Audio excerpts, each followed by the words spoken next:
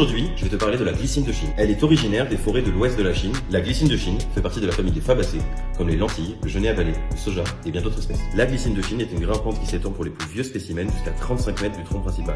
Il résiste au froid jusqu'à moins 15 degrés. Mondialement plantée pour ses qualités ornementales, elle est aujourd'hui considérée comme invasive dans de nombreux États américains. Comme la majorité de ses cousines, la glycine de Chine fixe l'azote dans le sol, rendant votre sol bien plus fertile. Ses fruits et ses graines sont toxiques en grande quantité, provoquant des troubles digestifs. Les graines sont comestibles cuites, une prudence est recommandée due à la toxicité de ces graines si elles ne sont pas bien préparées. Les fleurs sont consommées cuites ou frites en beignets. Les fleurs sont aussi séchées dans le sucre pour réaliser une spécialité chinoise, le tenglo. Les feuilles sont utilisées comme un substitut au thé. Dans la pharmacopée chinoise, les graines sont utilisées dans le traitement des maladies cardiaques et pour ses propriétés diurétiques. Des extraits de la glycine sont utilisés dans l'industrie cosmétique pour ses propriétés de raffermissement de la peau. Pour la multiplier, la technique la plus simple est le semis. Malheureusement, vos plants prendront plus de 15 ans à produire des fleurs. La bouture de bois semi-ligneuse fonctionne très bien en été. Elle permet d'avoir des fleurs 3 ans après sa reprise. Vous connaissez mieux maintenant la glycine de Chine.